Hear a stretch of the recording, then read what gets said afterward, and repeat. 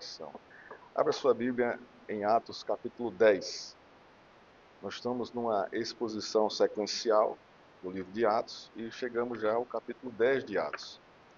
Então, nós estamos seguindo a narrativa de Lucas e visualizando o cumprimento de Atos capítulo 1, verso 8, quando o Evangelho começa a adentrar, a romper as barreiras de Jerusalém e partindo em direção ao mundo, aos gentios. Gentios são todos aqueles no contexto que não eram judeus, o judeu nato, que até os samaritanos que eram misturados, eles não eram considerados judeus pelos próprios judeus lá de Jerusalém. E nós vamos ver aqui no capítulo 10 aqui, um dos apóstolos, Pedro, indo a Cesareia, era uma cidade que foi construída em homenagem a César, era uma cidade romana, a capital do Império Romano na Judéia, aquela região ali. E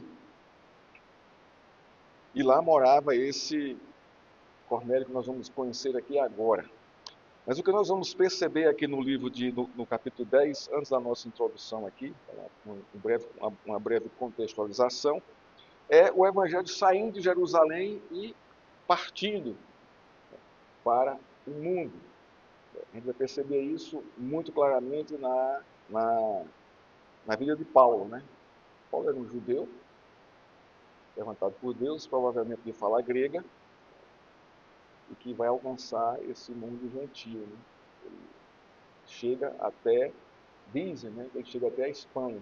A gente não tem relato a respeito disso, mas alguns historiadores levantam essa questão de que ele realmente chegou até a Espanha, depois ele foi executado por Roma.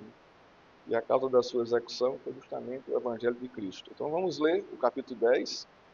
Eu não vou pregar aqui todo o capítulo, verso a verso, eu vou pegar a centralidade do capítulo para poder expor para a igreja, que está justamente nos versos de 9 a 16. Aqui está a centralidade desse capítulo, os seus princípios e o ensinamento de Deus aqui para Pedro, aplicando a nós, para a igreja, para mim e para você. Diz assim a palavra de Deus, Atos 10, do verso 1 em diante. Em Cesareia morava um homem chamado Cornélio. Eu estou na versão NAA, a versão mais nova, com português mais adaptado ao nosso contexto de hoje, da nossa língua, falada e escrita. Então vai diferenciar um pouco da sua tradução, se é a João Ferreira de Almeida corrigida ou atualizada, mas os princípios aqui são os mesmos, E o sentido do texto também é o mesmo. Voltando aqui ao texto, repetindo aqui o texto. Em Cesareia morava um homem chamado Cornélio, que era centurião de uma companhia do exército chamada Italiana. Era piedoso e temente a Deus com toda a sua casa, fazendo muitas esmolas ao povo e orando sempre a Deus. Um dia, por volta das 3 horas da tarde, durante uma visão, esse homem viu claramente um anjo de Deus que se aproximou dele e lhe disse: Cornélio. Este, fixando nele os olhos e possuído de temor, perguntou: O que é, Senhor? E o anjo lhe disse: Suas orações e suas esmolas subiram para memória diante de Deus. Agora envie mensageiros a Jope e mande chamar Simão, que também é chamado de Pedro. Ele está hospedado com Simão, curtidor, cuja residência está situada à beira-mar.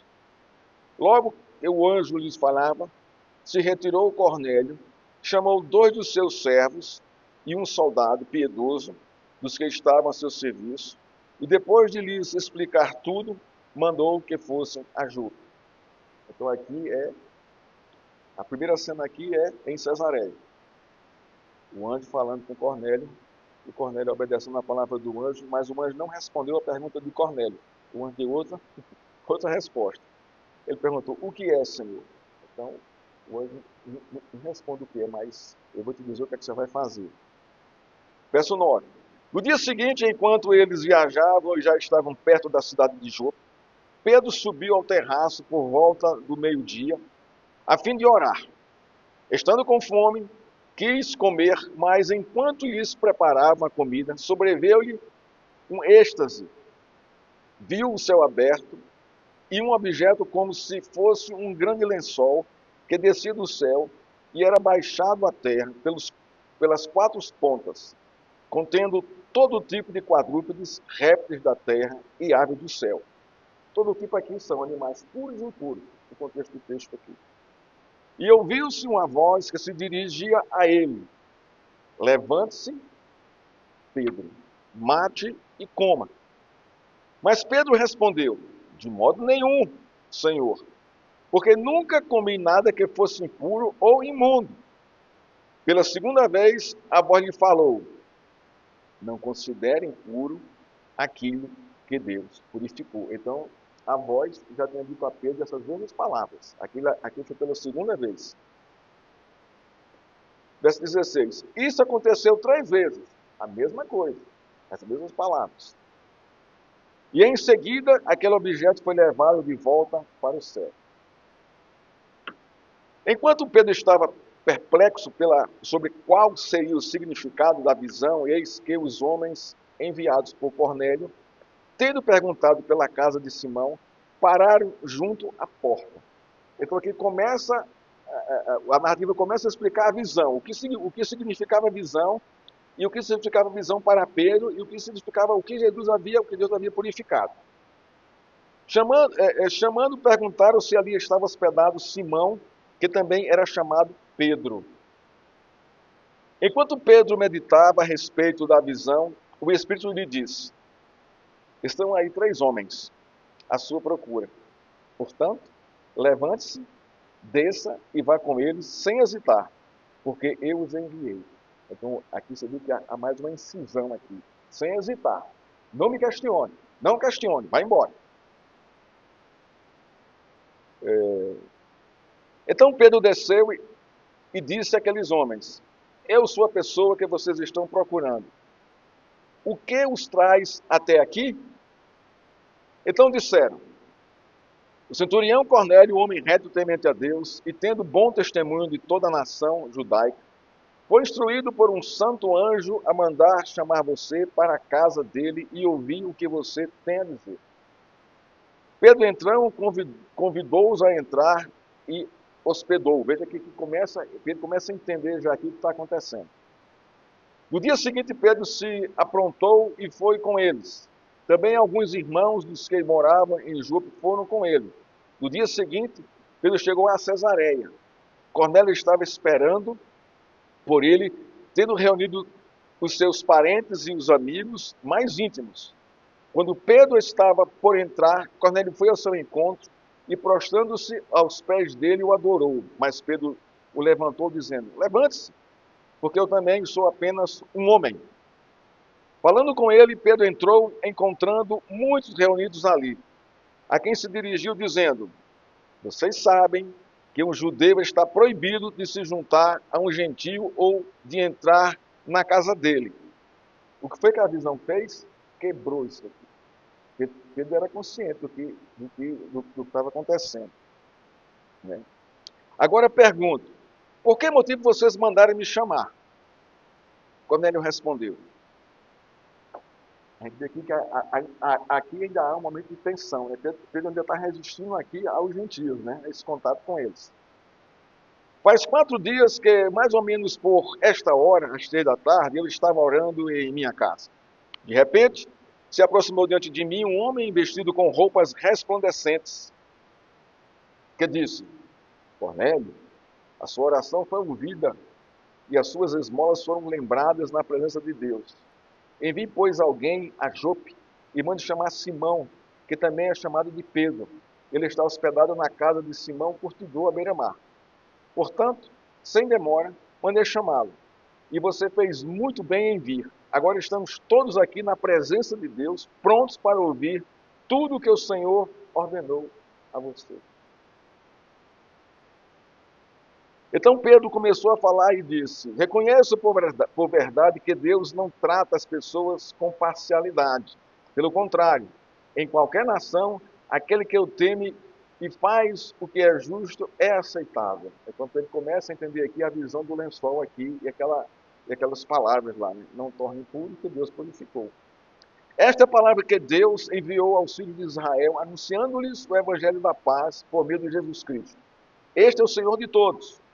Vocês sabem o que aconteceu em toda a Judéia, tendo começado na Galiléia depois do batismo de João, que João pregou. Como Deus ungiu a Jesus de Nazaré com o Espírito Santo e com poder. Jesus andou por toda parte, fazendo o bem e curando a todos os oprimidos do diabo, porque Deus estava com ele. E nós somos testemunhas de tudo que ele fez na terra dos judeus e em Jerusalém. Eu estou vendo que o foco aqui é Judéia e Jerusalém, na mente de Pedro. Depois eles o mataram, pendurando no madeiro, mas Deus o ressuscitou no terceiro dia e concedeu que fosse manifesto, não a todo o povo, mas as testemunhas que foram anteriormente escolhidas por Deus, isto é, a nós, que comemos e bebemos com ele, depois que ressurgiu dentre os mortos. Jesus nos mandou pregar ao povo e testemunhar que ele foi constituído por Deus como juiz de vivos e de mortos.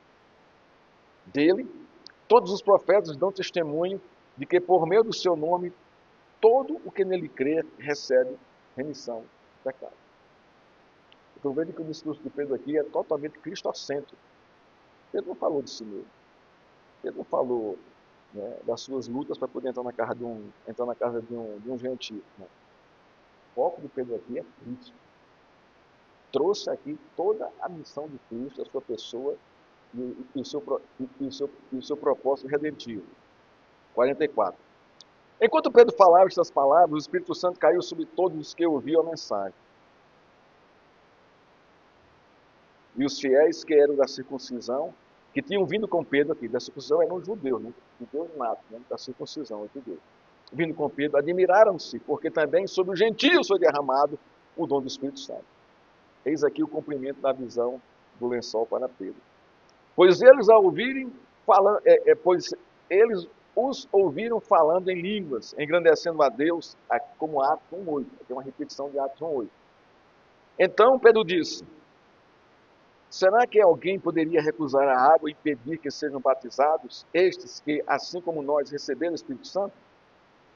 E ordenou que fossem batizados em nome de Jesus Cristo. Então lhes pediram que permanecessem com eles alguns dias. Aqui se completa o que Pedro entende, o que Deus purificou, não torna impuro o homem. Ó Deus, e a tua palavra, Senhor, nos ajuda a nos deleitarmos nela, na tua pessoa, na tua boa graça e misericórdia. Abre o nosso entendimento, o nosso coração, para, Senhor, entendermos aqui a tua palavra e nos alegrarmos com o teu mover sobre todo o mundo, Senhor. O teu evangelho, o Senhor, purificando quem o Senhor quer purificar, salvando quem o Senhor quer salvar, batizando quem o Senhor quer batizar. Nós te louvamos, Pai, por tua graça e bondade, pelo modelo da tua igreja no mundo, uma igreja séria, uma igreja, Senhor, que é comprometida com Cristo, com a pessoa dele, com a tua palavra. Assim, Pai, pedimos a tua boa mão, abençoa-nos, fortalece e anima, em nome de Cristo. Amém. Eu vou trazer aqui uma breve introdução, irmãos, depois nós vamos dividir aqui o nosso sermão em 3 pontos. Pontos breves. Não dá para pregar esse texto todo aqui em 50 minutos. Um texto grande, tem muitas lições aqui, mas eu vou tentar resumir aqui o de mais importante que esse texto nos traz aqui. Vamos à nossa introdução. Em Atos 10, Lucas narra a ida de Pedro a Cesareia e sua residência para entender a amplitude da nova aliança revelada na vida de obra de Jesus Cristo para alcançar os gentios. Então Deus leva Pedro lá para isso, para que ele entenda, né, a sua obra que foi trazida pela nova aliança para alcançar os gentios. Uma das coisas mais difíceis para o ser humano é abrir mão das suas raízes religiosas, culturais e familiares por algo superior e melhor. A nossa luta é justamente essa. E foi a de Pedro aqui nesse contexto. E a de muito cristão. Largar aquilo que ele considera precioso por algo mais precioso em Cristo. Então, a grande maioria se agarra a muita coisa. E principalmente essas tradições culturais, religiosas e familiares. Romper com isso, não é um desafio para todo cristão. Este fato é narrado em Lucas, em Atos 10, na vida de Pedro. Pedro foi chamado e vocacionado por Jesus, conviveu intensamente com ele, foi alvo do seu constante discipulado, testemunhou seus milagres, foi perdoado da sua traição, viu sua crucificação, sua ressurreição e ascensão, mas em Atos 10 parece que tudo isso foi esquecido. Por 3 vezes, Deus nos exorta aqui nesse texto aqui.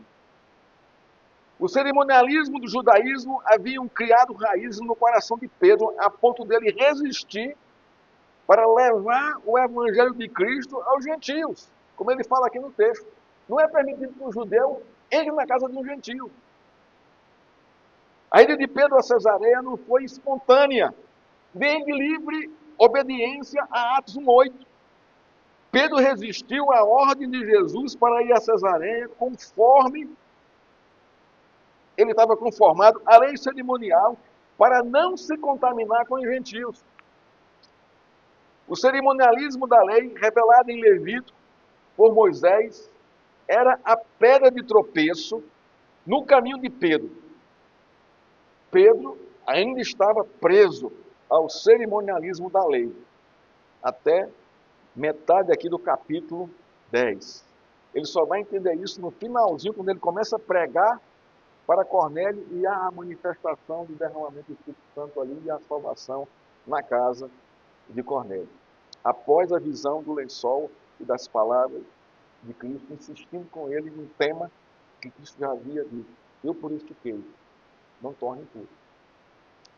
Que lições, irmãos, essa narrativa ensina a mim, a você e à igreja de hoje? Então nós temos aqui 3 lições básicas aqui, isso partiu do meu coração. Primeiro, fundamentado na Escritura: Cristo alcança os impuros gentios. Capítulo 1, verso de 1 a 7 e verso 24. Segundo ponto: Cristo purifica os gentios. Isso está nos versos 9 a 16. E, terceiro ponto, a palavra de Deus é um meio para a salvação dos gentios. Versos 34 a 48. Então vamos seguir aqui na nossa exposição, vendo o primeiro ponto. Cristo alcança os impuros gentios. Na leitura rápida de Atos 10, podemos focar em 3 coisas, ou em 3 fatos da narrativa. Na manifestação angelical ou das visões, no testemunho piedoso de Cornélio, ou na resistência de Pedro para ir a Cesareia. Sem dúvida, estes fatos são narrados por Lucas, mas o foco de Atos 10 não é nenhuma dessas 3 coisas. Essas coisas, ou esses fatos, devem levar o ouvinte ou o leitor para a centralidade da narrativa. Então perguntamos ao texto: qual é o centro da narrativa de Atos 10? Então, o próprio texto responde em Atos 10, 15.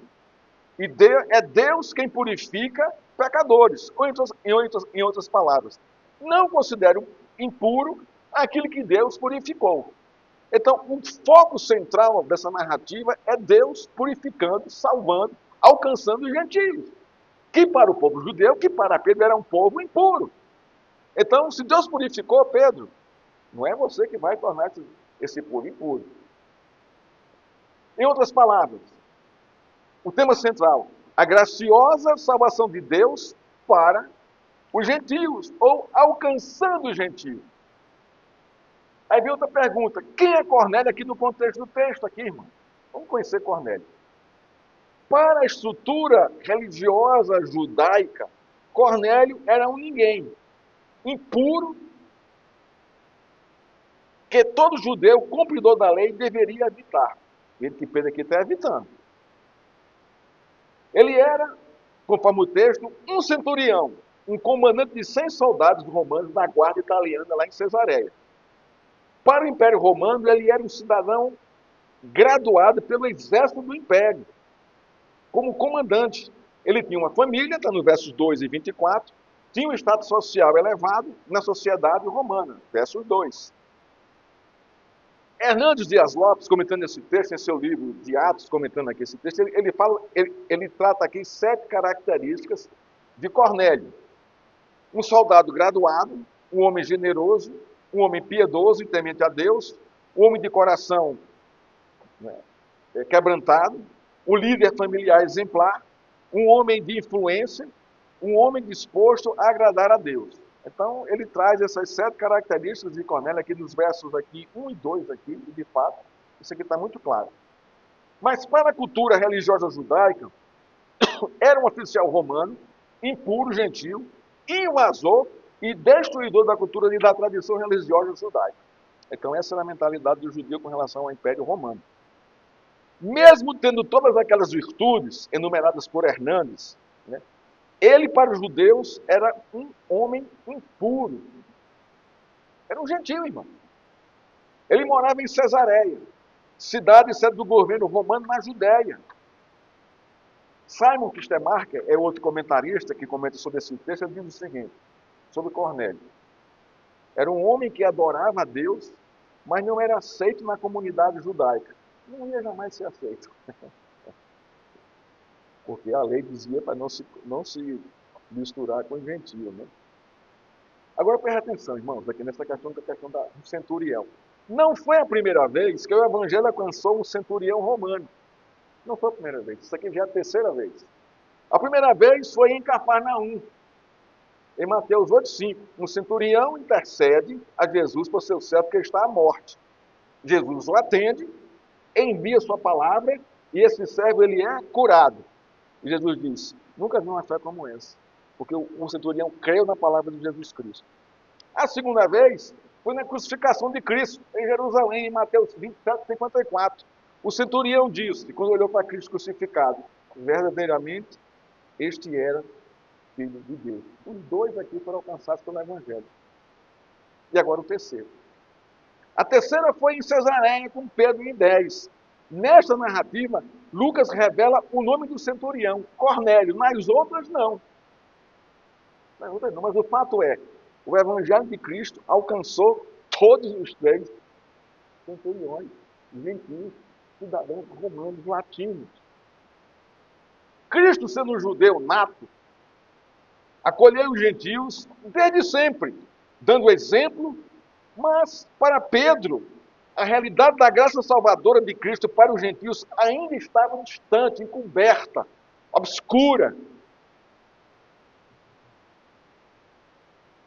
Em Atos, capítulo 8, Felipe, um judeu de fala grega, fugindo da perseguição paulina, evangeliza um gentio etíope, inaugurando o avanço do evangelho para o mundo gentil.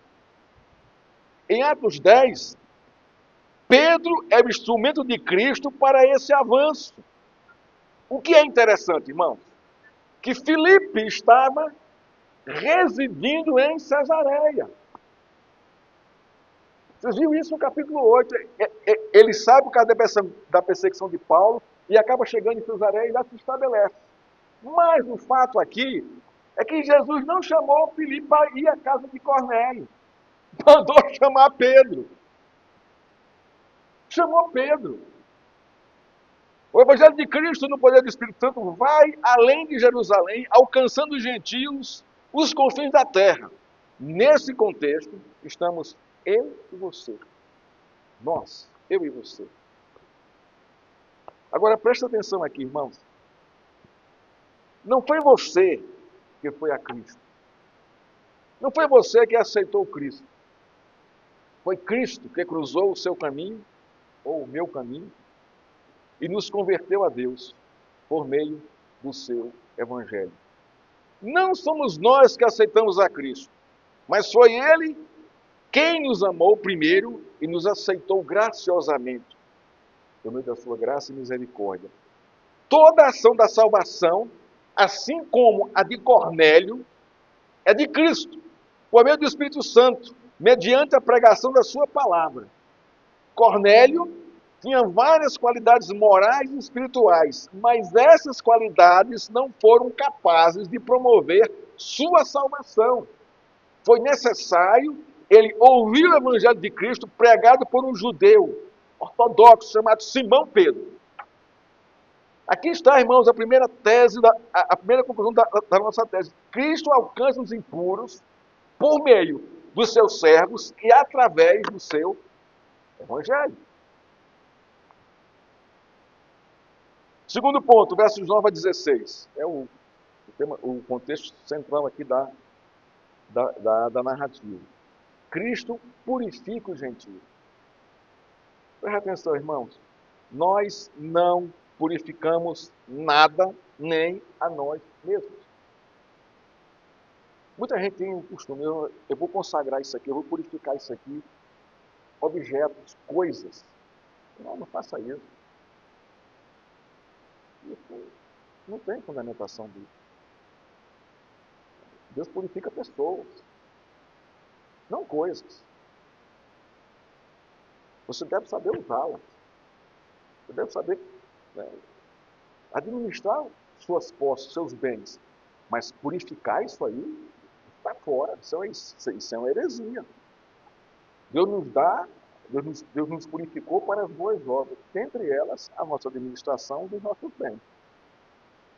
Mas você que foi purificado, não foram as coisas que foram purificadas. Elas não têm vida em si mesmas. Elas são inanimadas. Não tem como você purificar um teclado, um violão, um piano, seja lá o que for, uma casa, um carro. Isso não tem sentido, não tem nexo isso na questão do cristianismo, bíblico, escriturístico. Você não vê isso aqui.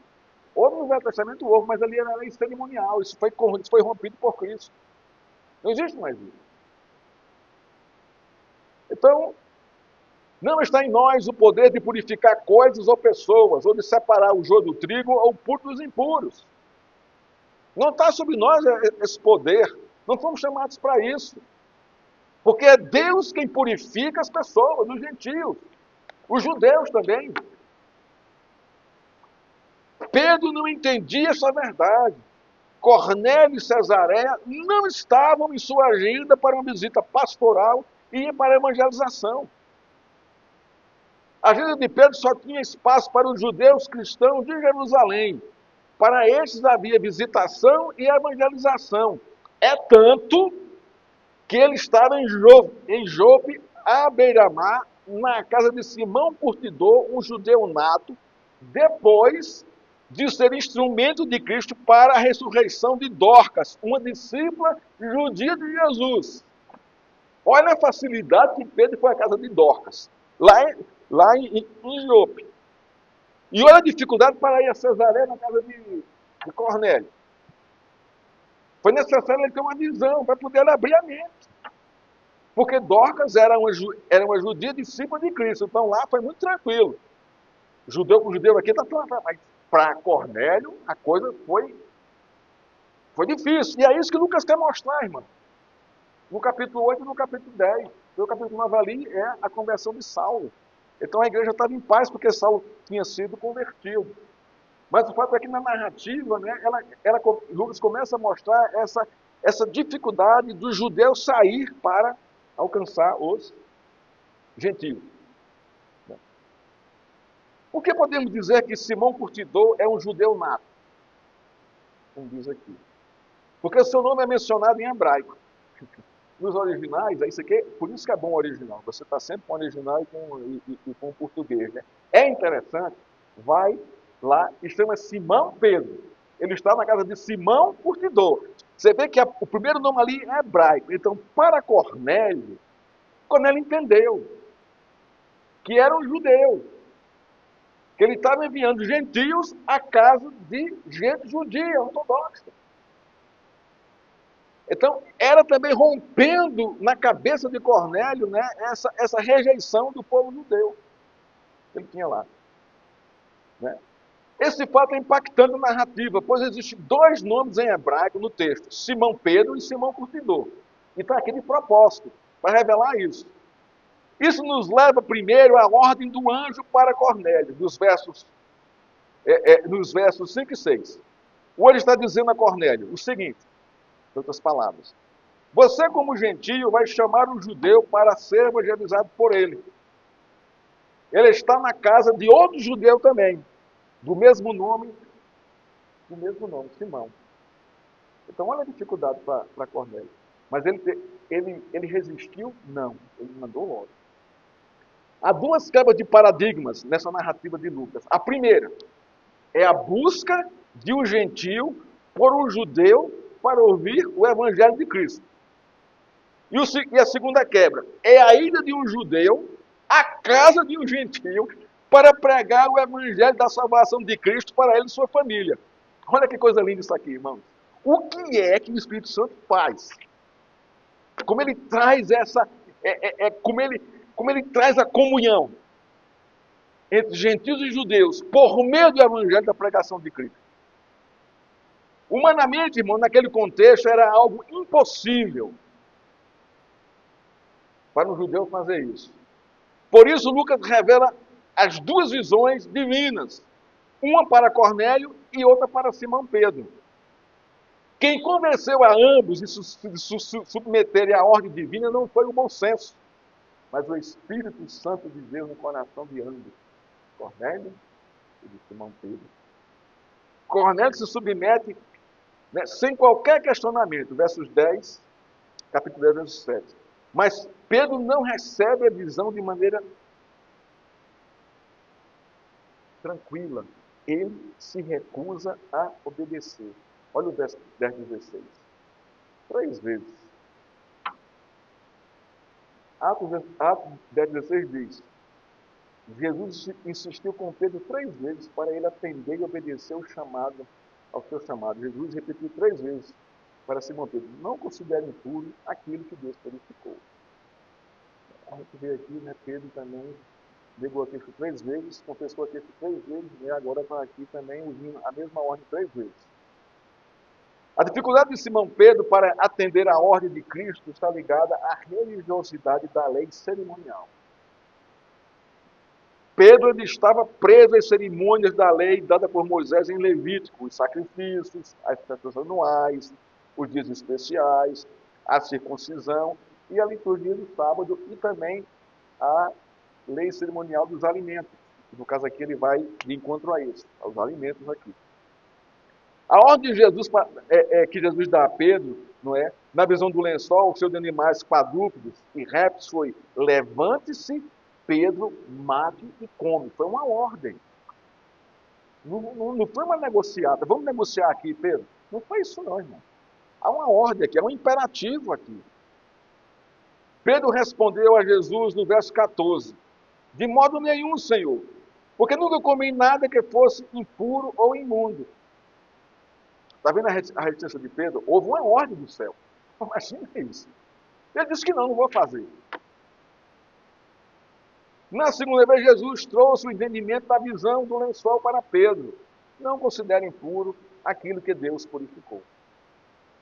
Dentro do contexto, Deus estava usando Simão Pedro para levar a purificação de Cristo pela pregação do Evangelho ao mundo gentio.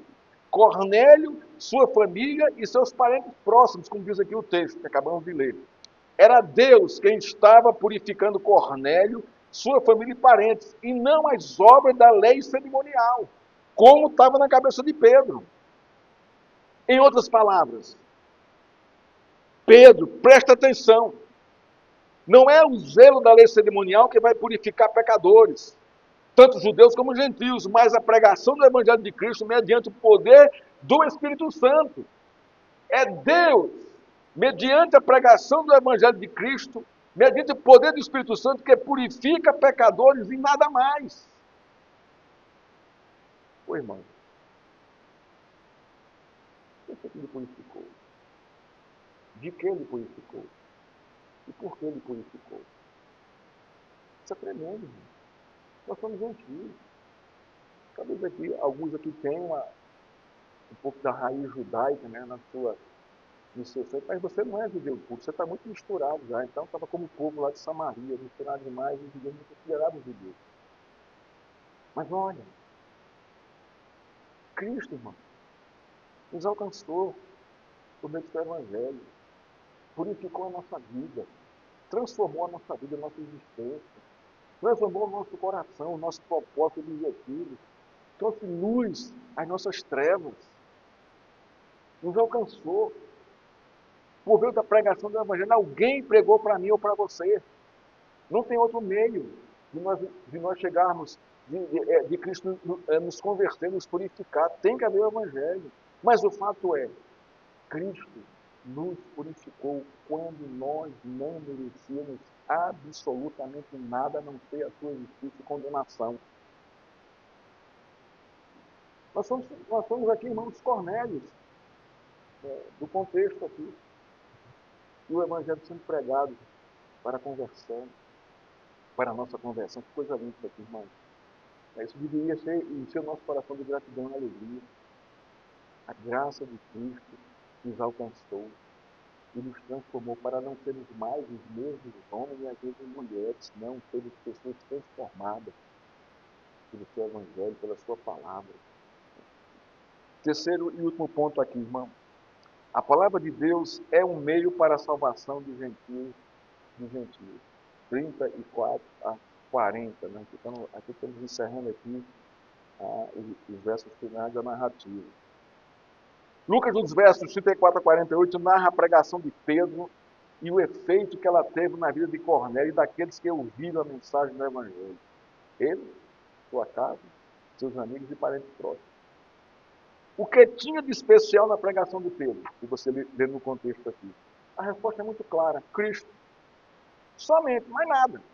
Toda a pregação de Pedro na casa de Cornélio tinha unicamente Cristo como centro. Pedro não falou da visão que teve para chegar lá na pregação. Ele não disse, olha, eu sou escolhido de Deus aqui para vir pregar para vocês, eu tive uma visão. Não tem nada disso, irmão. Ele não faz esse tipo de apelo, porque isso não funciona, isso não é bíblico, isso não é escriturístico. Não precisamos disso. O que precisamos ouvir é a palavra de Deus com integridade e fidelidade. É isso que ele está fazendo aqui, que ele fez aqui. Ele também não se escorou no seu apóstolo, não, do seu apóstolo. Eu sou o apóstolo aqui, eu sou o cara. Ele não fez isso. Ele não usou esse tipo de coisa. Essa nomenclatura, essa posição eclesiástica hoje. Que no Brasil hoje virou moda hoje. Hoje não basta ser mais pastor de igreja. Hoje você tem que ser apóstolo. Porque é o último grau e aquele que tem uma ligação direta com Cristo. E o resto está embaixo. Irmão, isso é diabólico. E o diabo está assim, ó, aplaudindo. Continue assim, está ótimo. Consagre mais apóstolo. Está ótimo. É assim que eu gosto. É assim que eu gosto. Não tem base bíblica para isso. Apostolado hoje, em nosso contexto, que ninguém viu a Cristo, ninguém comeu com ele, ninguém viu a sua ressurreição, ninguém participou com ele dos 40 dias ali comendo com os discípulos, ninguém viu a sua crucificação, ninguém viu a sua ressurreição. Como é que se pode se ungir alguém de apóstolo hoje? Isso é uma coisa diabólica, irmão. Isso é energia, e tem muita gente caindo nessa conversa aí. Você vê Pedro aqui, irmão, numa simplicidade tremenda. Lutando contra si mesmo, porque ele está na casa de um gentio. Ele fala isso aqui. Olha, não é bom que eu venha aqui na casa de vocês. Ele fala isso aqui no texto. Mas ele está lá, irmão. Está lá pregando o evangelho. E não só isso, ele está vendo o que está acontecendo depois da sua pregação. E é interessante, irmãos, que no contexto aqui, no verso 44 aqui, não é, ao verso 46 aqui, é uma coisa que deveria impactar a mim e a você, porque foge completamente da liturgia do nosso dia de hoje. Olha o que diz o texto. Enquanto Pedro falava essas palavras, o Espírito Santo veio sobre todos os que ouviram a mensagem. Aconteceu o batismo do Espírito Santo antes da profissão de fé e antes do batismo. Olha a inversão das coisas. Você está vendo como é que o Espírito Santo age, irmão? Que a gente não tem poder sobre isso. Você não manipula, você não determina como é que tem que ser as coisas aqui. O que tem que ser certo aqui é a pregação do Evangelho. E Deus derramou o Espírito Santo. E eles falaram em língua como falaram lá em Atos 1:8, glorificando a Deus. Esse é o cunho dos idiomas que eles falavam aqui. Porque línguas aqui é idiomas, é glossa no grego. Não é esse blá blá blá que a gente ouve aí, que não tem qualquer conexão com gramática, com concordância nominal e verbal nenhuma. É muito mais de bobeira, de palavras soltas sem nexo. Mas aqui não. Eles falavam em outros idiomas, glorificando o nome de Cristo.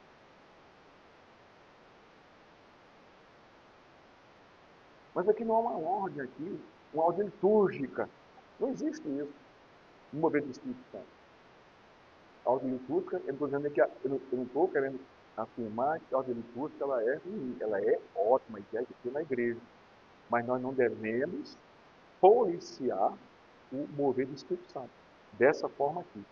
Houve aqui uma pregação, tem aqui visitante. E Deus o toma e o converte na hora e enche o Espírito Santo. A gente tem que aceitar isso. E ponto final. E ponto final. Hernandes, mais uma vez aqui, eu vou buscar aqui o comentário dele, que me ajudou bastante nessa exposição. Não é? Ele traz aqui, irmãos, pelo menos 6 pontos da centralidade do sermão de Pedro aqui. Então vamos ver aqui rapidamente como é que o Hernandes ele mostra a centralidade de Cristo na pregação de Pedro aqui. Primeiro, o Evangelho está centrado na portentosa obra de Cristo, verso 10, 38, o que diz o texto aqui. Né? Como Deus ungiu a Jesus Nazaré com o Espírito Santo e com poder. Jesus andou por toda parte fazendo o bem e curando todos os oprimidos do diabo, porque Deus estava com ele.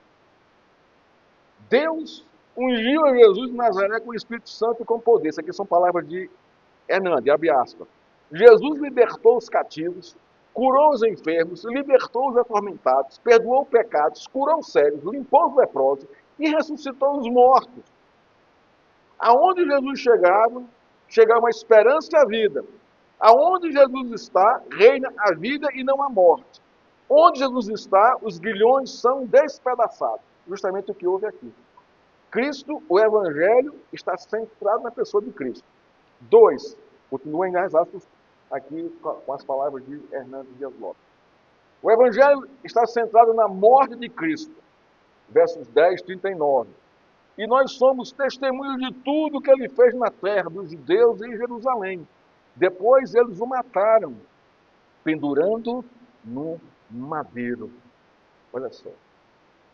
A cruz está no centro aqui da pregação de Pedro. A cruz de Cristo. Não é as outras cruzes.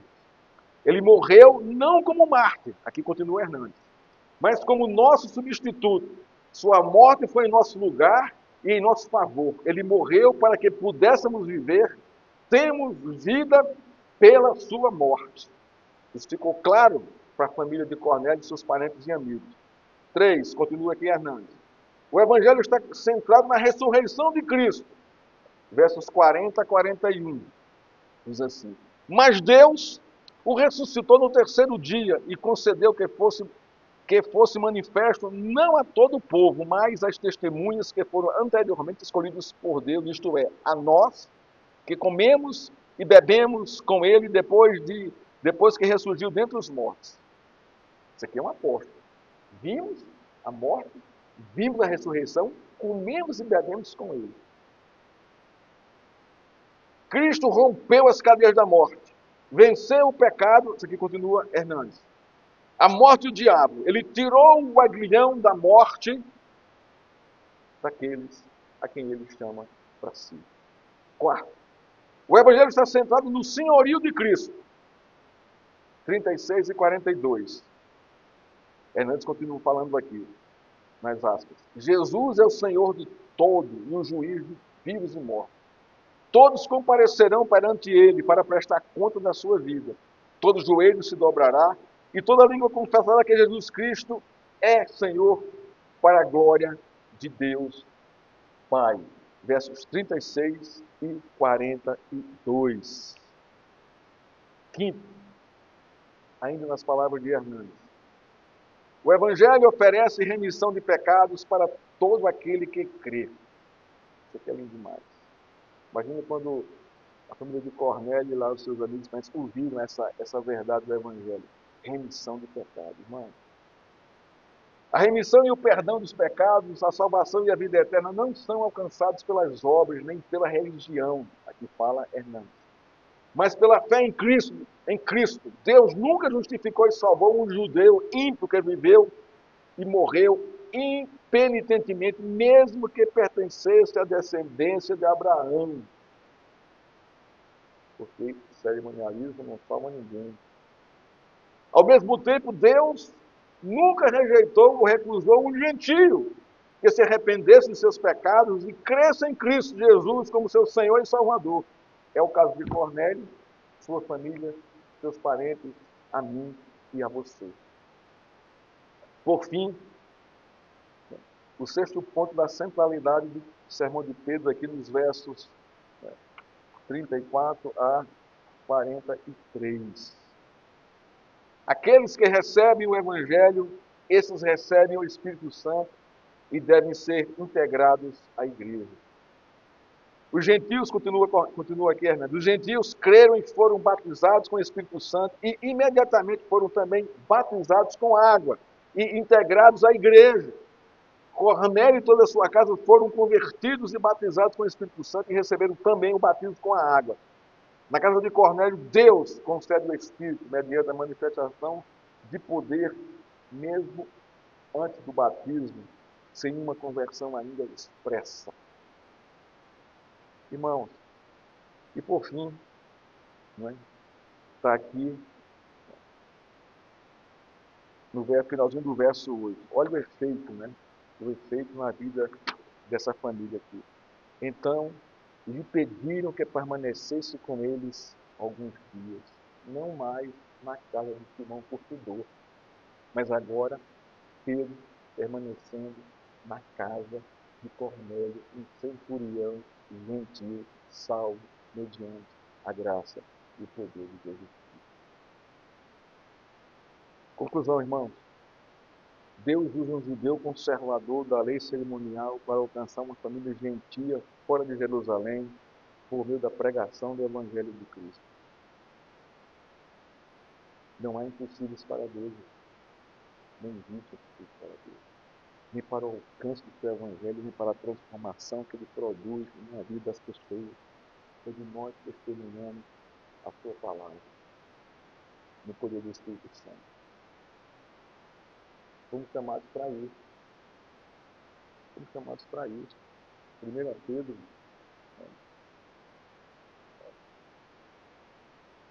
é muito claro essa vocação, que Deus deu à sua igreja, não só em Atos 1:8, mas 1 Pedro, ela fica muito mais vívida, muito mais vívida. O verso diz assim, falando aqui da igreja, aqui Pedro prega para os forasteiros dispersos, em Capadócia, Galácia, Ásia, Bitínia, então isso aqui é toda uma região gentílica, isso aqui está fora de Jerusalém. Pedro está pregando para eles, veja só o crescimento de Pedro no decorrer do seu testemunho na expansão do Evangelho aqui em 1 Pedro aqui. Ele diz o seguinte, vocês, porém, são geração eleita, sacerdócio real, nação santa, povo de propriedade exclusiva de Deus, aí vem um propósito, a fim de proclamar as virtudes daquele que os chamou das trevas para a sua maravilhosa luz. Antes, vocês não eram povo, não eram nada, mas agora são povo de Deus. Antes, não tinham alcançado misericórdia, era ruim, mas agora alcançaram misericórdia. A centralidade, irmãos, de Atos 10 é no mover do poderoso Deus, transformando vidas e tradições religiosas.